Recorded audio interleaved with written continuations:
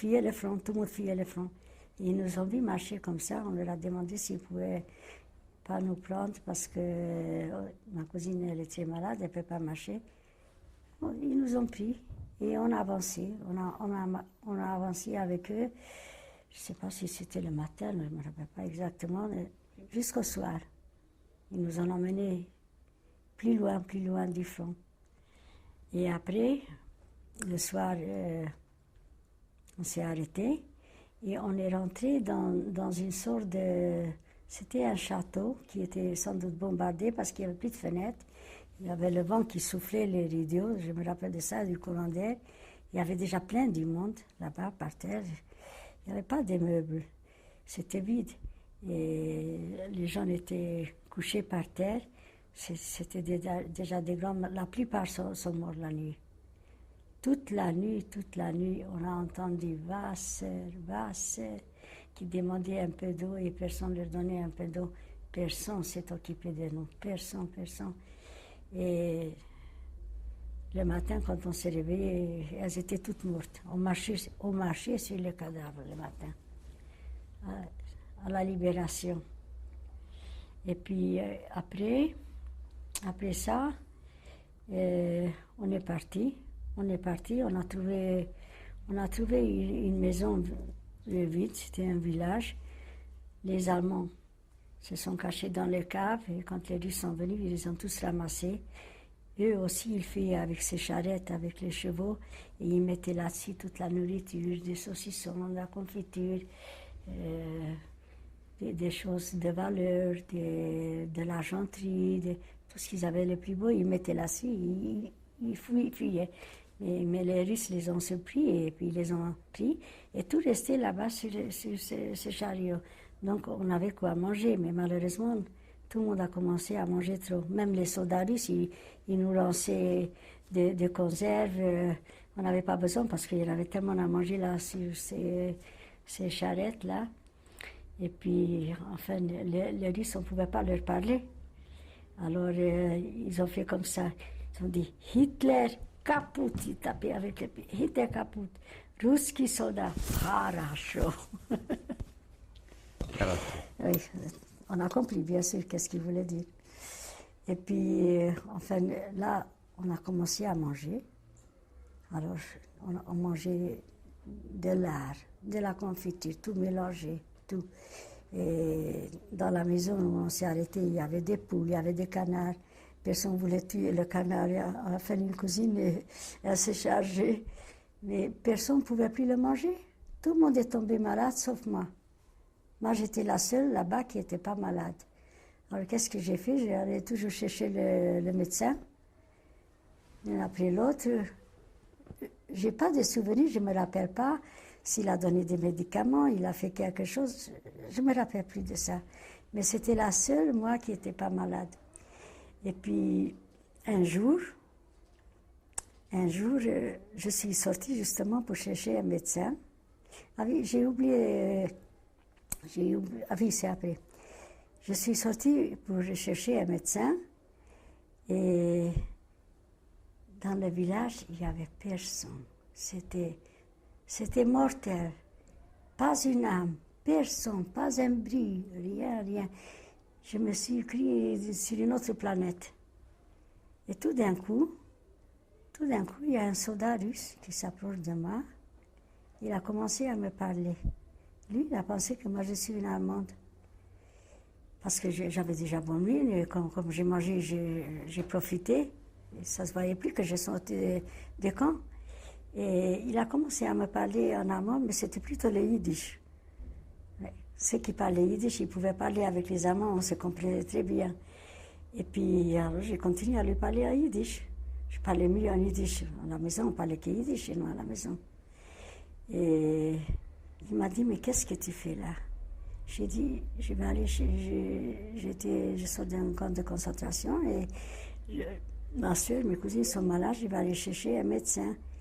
Il a dit, rentre vite chez toi, parce que si les soldats russes t'attrapent, ils t'emmènent, ils ne croiront jamais que tu étais déporté. J'ai jamais pensé à ça, moi. Il était très gentil, ce soldat, et le lendemain, je ne l'ai plus revu parce qu'il ils sont tous partis vers le front. C'était pas fini encore la guerre. Et les Russes, ils partaient Berlin, on n'entendait que ça. Ils partaient vers Berlin. Je ne l'ai jamais revu, mais je n'osais plus sortir. Après, je ne sais pas comment ça s'est passé. J'avais cette cousine-là qui était malade en même temps que moi. Elle avait une sœur. Elle était très jeune. Elle venait toujours, quand il faisait très froid, elle venait à l'hôpital, elle pleurait pour sa sœur, j'ai froid, et l'autre qui criait, mais j'aimerais bien avoir froid comme toi et pas être malade. Elle faisait comme si c'était sa mère, elle était très jeune. Et elle a attrapé un furoncle là, quand on était là-bas, ici, là. C'est moi qui l'ai emmené chez le médecin, il lui a ouvert, et puis elle allait mieux. Malheureusement, quand ils sont rentrés à la maison, on n'avait pas tellement de nouvelles, mais on l'a su après que ça s'est mis sur les seins. Elle avait un cancer de sein, elle est morte, elle n'avait pas 20 ans. Elle a trouvé un garçon très gentil, elle était encore bien à cette époque-là, très mignonne. Ils sont partis en Israël, ils se sont mariés, puis elle est morte en Israël. Elle n'avait pas 20 ans encore. Et sa sœur, elle est toujours là-bas. Elle a des enfants, des petits-enfants. Quand on va en Israël, elle me dit toujours, tu sais, nous, on a passé le même parcours ensemble. Parce que moi, j'ai été opérée de l'œil maintenant, il n'y a pas longtemps. Elle aussi, tu sais, on a toujours les mêmes maladies, nous deux. Voilà, qu'est-ce que je voulais dire encore? Sur cette libération, vous allez où après? Voilà. Après, on est resté dans cette maison qui était vide. On est resté là-bas parce que personne ne pouvait bouger. Tout le monde avait le typhus. Et on est resté 2 mois là-bas. On ne pouvait pas partir parce qu'il y en a un qui était bien, l'autre qui n'était pas bien.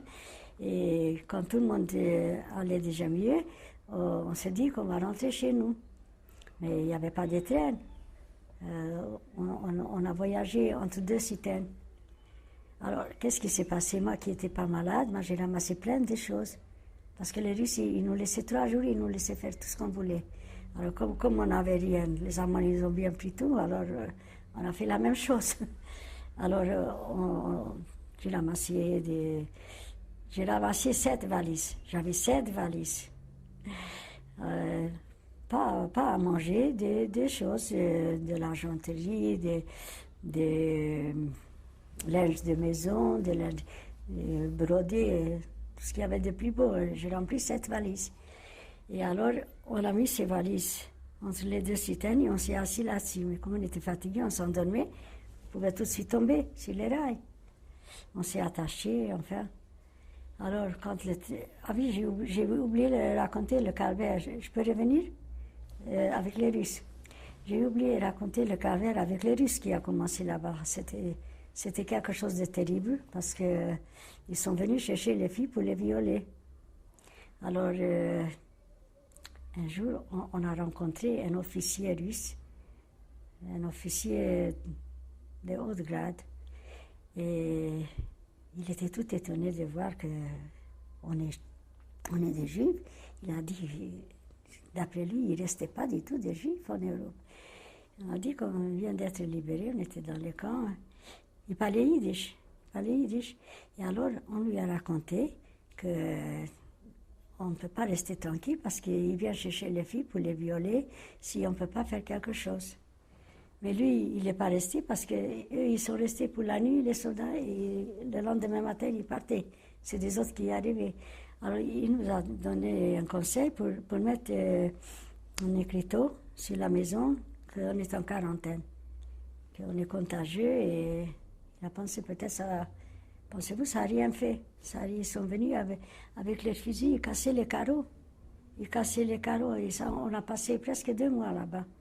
C'était terrible, parce que ça, on n'a pas eu avec les Allemands. Hein. Les Allemands, de ce côté-là, ils n'ont pas eu besoin de nous. Hein. Et c'était terrible. Ils ont attrapé des filles. Il y en avait une fille de Tchécoslovaquie qui était aussi dans cette maison. Elle était très jeune. Elle revenait en pleurant qu'ils l'ont battue. Parce qu'elle se défendait, ils l'ont battue avec leurs fusils et elle pleurait. Plus jamais, je ne veux pas voir un homme. Et enfin, on a échappé, on a eu la chance d'échapper de ça, mais c'était terrible. Alors, on leur a dit, malade, et puis on a essayé de mettre la crème sinon, pour penser qu'on avait la fièvre, qu'on transpire. Rien n'a fait, ils ont dit. Ils vont se le front, ils ne savent pas qu'ici ils vont vivre demain. Ils s'en foutaient complètement. Ils voulaient les filles. Alors, on a échappé à ça, mais c'était très dur. Et alors, après, on est parti pour rentrer chez nous. Et on a voyagé entre les deux citernes. Et quand le train il s'est arrêté, des fois à une station, la nuit, qu'est-ce qui s'est passé? Les Russes qui venaient nous voir. Alors, ils nous ont pris une valise. Et ils sont retournés chez eux avec la valise. Ils sont venus chercher l'autre valise. Il y en avait 7. J'ai dit, pourvu qu'il y ait encore des valises, parce qu'après les valises, c'est moi qui passe. On était sûrs, on savait. Et je ne sais pas, il y avait toujours un miracle. Je vous assure que quand il est venu pour la dernière valise, il est parti. Quand il est revenu, le train est parti. C'était une chance vraiment extraordinaire. Je me rappelle encore de lui. Il avait une sorte de casquette. Et il était peut-être pilote, je ne sais pas, en cuir. Sur la tête, il était moche, il était grand. Il faisait peur. Il faisait vraiment peur. Et puis, on est rentré comme ça chez nous. Et ça a duré assez longtemps, le voyage. Je ne sais pas exactement combien on a voyagé comme ça. Et on a su après que mon frère, Jacques, il n'était pas loin là-bas, où nous on était. On aurait pu le rencontrer. Et le pauvre, lui, il était libéré. Et il y avait un camion, un attroupement. Il est allé voir qu'est-ce qui se passe et on l'a embarqué comme ça. Il est parti, il est resté 1 an en Russie. Et on est arrivé dans une ville, chez nous, pas très loin de notre ville. C'était le soir et c'était très bien organisé déjà là-bas. Les Juifs qui étaient déjà là avant, comme mon frère était libéré à Budapest, ils ont réquisitionné 2 grandes villas, ils ont fait un hôpital, on est arrivé là-bas, on avait le droit de rien faire, même pas nous laver, on nous donnait à manger. Là-bas, on était pris en charge vraiment bien. Et avant d'y arriver à Cluj, on arrivait dans cette ville qui s'appelait Oradea Mare. Et ils nous ont dit, il vaut mieux que vous vous reposiez un peu, restez ici, dormir. C'était Shabbat aussi, c'était vendredi soir. Et le lendemain matin, vous allez continuer à reposer. Et c'est ce qu'on a fait. Mais eux, ils ont déjà téléphoné à Cluj pour donner la liste. Ils nous ont pris notre nom, mais pas le prénom. Alors, ils nous ont pris notre nom, Rosenblatt, et ça fait que les gens qui attendaient les sœurs, ils ont vu la liste, et mon frère, il a vu cette liste, il a vu Rosenblatt. On avait un autre cousin qui avait 2 sœurs, il ne savait pas si c'était nous ou les autres. Et puis, il était tellement heureux, il ne pouvait pas attendre que nous on arrive, parce qu'on leur a dit qu'on arrive le lendemain. Il ne pouvait pas attendre, il était tellement heureux. Il a pris le premier train, il est parti à Oradea Mare qui nous va plus vite. Et nous, on a pris le train, on s'est croisés. Et il nous a raconté après qu'à la station, il est descendu, il allait tout le long du train crier, est-ce qu'il y a des filles Rosenblatt, Rosenblatt? Et nous, on n'a pas entendu. On n'a pas entendu ça. Et puis après, il est revenu et puis il nous a trouvés là-bas. Et mon frère, il n'habitait pas dans notre maison. Notre maison où on habitait, c'était un appartement, ce n'était pas une maison, et était occupée par des Hongrois. On est allé une seule fois pour voir, on n'a rien trouvé, ce qu'on a laissé. On habitait une rue que des Juifs, et on n'a rien trouvé de ce qu'on a cherché, qu'on a laissé. Et puis mon frère, il avait un copain, et il est allé habiter chez lui. Lui, il avait une grande maison avec un jardin. Et puis, quand on est sorti de cette maison, on n'est pas resté longtemps, on est allé habiter aussi là-bas, chez son copain. On habitait là-bas. Puis, on n'est pas resté longtemps parce qu'on ne se sentait pas bien, mais on avait un espoir que mon frère Jacques, il va revenir. Il n'y avait que Joseph. Nous, dans notre tête, on était tellement sûrs que mes frères, ils sont grands, ils sont beaux, ils sont débrouillards, et c'est obligé qu'ils reviennent. Et comme on avait raison, c'était vrai. C'était vrai. C'était très rare, 4 frères et sœurs qui sont tout le monde revenu, sauf ma mère qui n'est pas revenue. C'était très rare. Et on a attendu. On ne voulait pas partir avant que lui arrive. Et on est parti donc en Autriche. On est parti, on avait une cousine qui organisait le voyage pour aller en Palestine.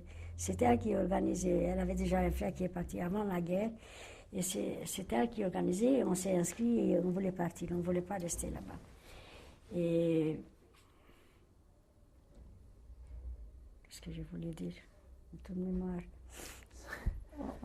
On est parti pour aller en Palestine. Et on est arrivé en Autriche, à Wels, où c'était déjà un grand camp, il y avait beaucoup comme nous. En passant par plusieurs autres villes. Voilà, qui voulaient aller en Palestine. En Palestine, c'était la guerre et on ne pouvait pas partir là-bas. Alors on est resté pas mal là-bas.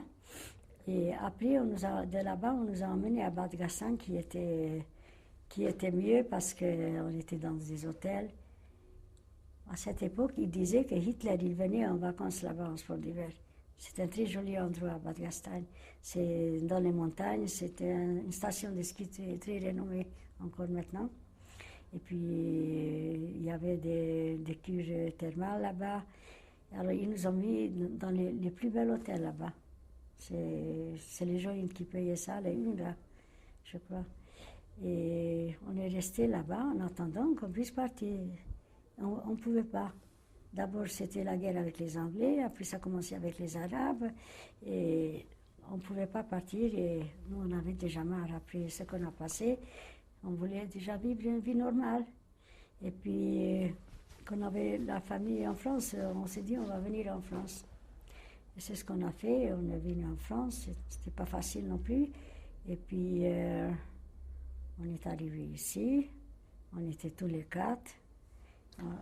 Comment vous avez fait pour venir? Comment ça se fait que vous étiez tous les 4? On a traversé la frontière, c'était pas facile. On a tiré après nous. Hein. On a tiré après nous et enfin on a réussi. Et puis on est arrivé à Metz. Après, là, on a pris un train. À cette époque-là, c'était pas difficile parce qu'ils acceptaient tout le monde. Il y avait beaucoup de travail ici. Et votre deuxième frère, il vous a rejoint où, à Metz? J'ai oublié, non, c'est pas là. On est venus ensemble. J'ai oublié Comment de ça se dire fait? qu'on est resté là-bas et un jour, on a reçu une lettre de mes cousines qui étaient encore restées là-bas à Cluj, que mon frère, il est revenu. Il était en Russie, il était capturé, et puis un an après, il était libéré, et puis on a su qu'il était là, et Joseph, mon frère, tout de suite, il a passé les frontières d'Autriche, les frontières hongroises, les frontières roumaines, sans passeport, sans rien, il allait le chercher. Il allait le chercher, il l'a ramené. Et il a ramené, et on était tous les 4 ensemble, on est venus ici tous les 4. C'était une exception aussi. Hein. Et puis. Et comme ça, à 4, vous avez traversé la frontière franco-allemande Oui. au péril de la vie. C'était pas facile. Moi, je ne me rappelle pas les détails, mais je sais qu'on a tiré après nous. Mais une fois arrivés ici, pas de problème. Ils avaient besoin de jeunes pour travailler. Puis nous, on était des travailleurs, on ne demandait rien.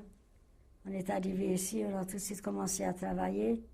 Mon frère Joseph, il avait appris le métier de tailleur de pierre. Il a tout de suite trouvé du travail. Mon frère Jacques, il était dans les tricots. Il a ouvert un atelier de tricot, il a acheté des machines. Et au début, on habitait à l'hôtel. On pouvait le payer parce qu'on gagnait bien, mais l'hôtel, c'est l'hôtel. Après, on a trouvé une chambre au 7e étage sans ascenseur, une grande chambre.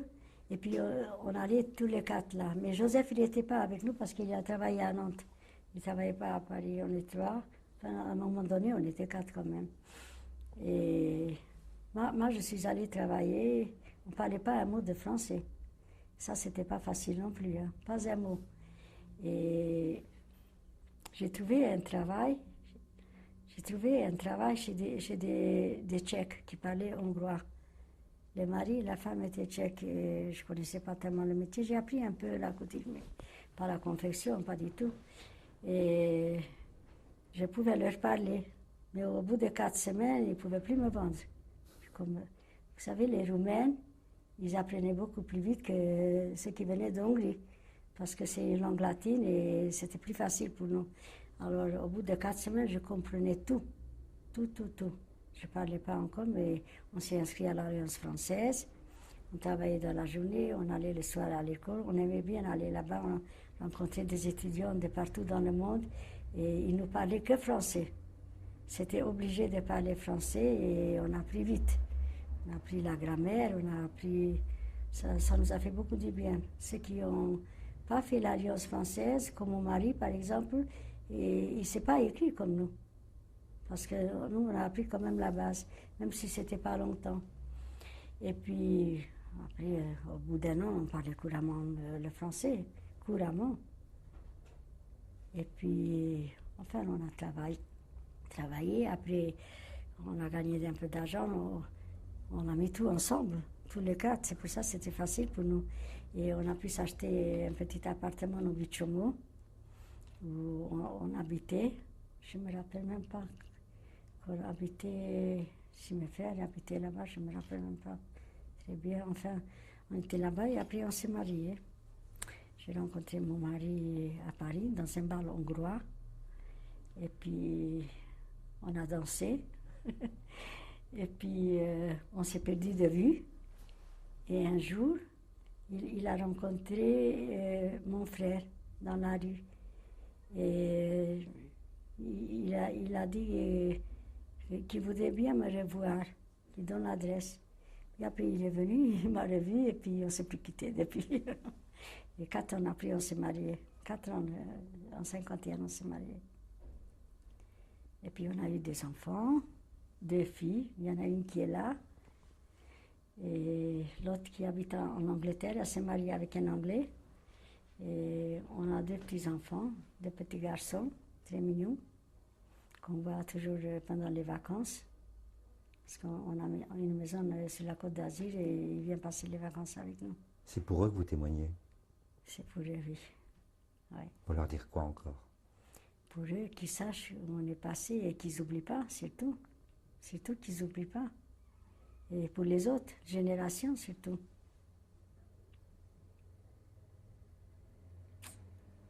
Et maintenant, on est heureux. On aime beaucoup vivre en France. Ma fille, elle s'était mariée avec un Canadien. Elle est restée là-bas 6 ans et puis ils ont divorcé. Pour rien au monde, elle ne partirait pas de Paris. Et même ma fille qui habite à Londres, elle est heureuse quand elle vient à Paris. Elles sont nées à Paris, mes filles, elles sont nées à Paris. Pour eux, Paris, c'est encore plus que pour nous. Nous aussi, on aime bien. On est heureux à Paris.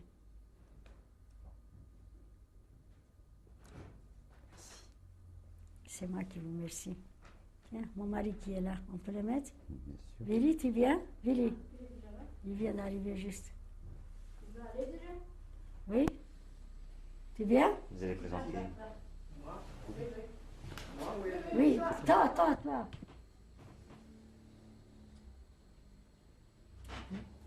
Voilà, je vous présente mon mari, qui s'appelle Willem, que j'ai rencontré à Paris, qui est aussi de Transylvanie. Et Evelyne, ma fille aînée, qui habite à Paris. Et ma fille la plus jeune, elle habite à Londres. Je montrerai les photos.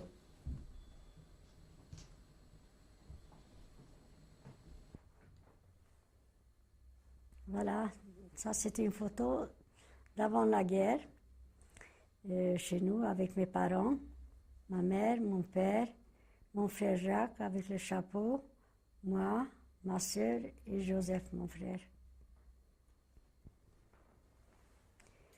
Ça, c'est une photo qu'on a fait à Paris.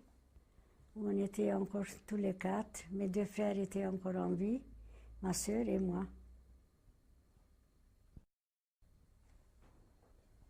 Alors là sont mes deux frères, séparément, Jacques à gauche et Joseph à droite. Voilà, ça c'est Corinne, ma deuxième fille, qui habite à Londres, qui s'est mariée avec un Anglais, et qui a deux petits garçons. Très mignon. Alors là, ce sont mes deux petits-enfants en vacances chez nous cet été. Joseph l'aîné qui aura 10 ans et Daniel qui aura 7 ans. Ça c'est mon neveu, le fils à Joseph, le seul fils à Jacques, je me trompe. Le fils à Jacques, c'est le seul fils qu'il a eu, qui vit à Paris.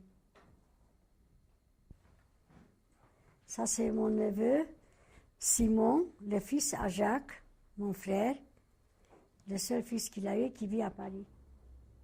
Là sont les petits-enfants à mon frère Joseph et les enfants à son fils Rémi. Il y a Thomas qui a maintenant 12 ans, Magali qui a 7-8 ans, et Cécilia qui a 6 ans et David qui a presque 2 ans. Ce sont les petits-enfants à mon frère Joseph, de son fils Rémi, Sandra, l'aînée, qui a... Bruno. Ah oui, je me trompais. Oui. Les enfants à Bruno. Je dois être fatiguée. Hein? Ce sont les petits-enfants de mon frère Joseph, de son fils Bruno. L'aînée Sandra, qui a 7 ans, et la petite Laurie, qui a 6 ans. Là, c'est mon gendre Howard, qui est anglais, qui habite à Londres, avec ses 2 enfants, qui sont mes petits-enfants, qu'on adore. Le nom des petits-enfants? Alors, l'aîné, c'est Joseph, qui va avoir 10 ans, et le petit, c'est Daniel, qui va avoir 7 ans, en janvier.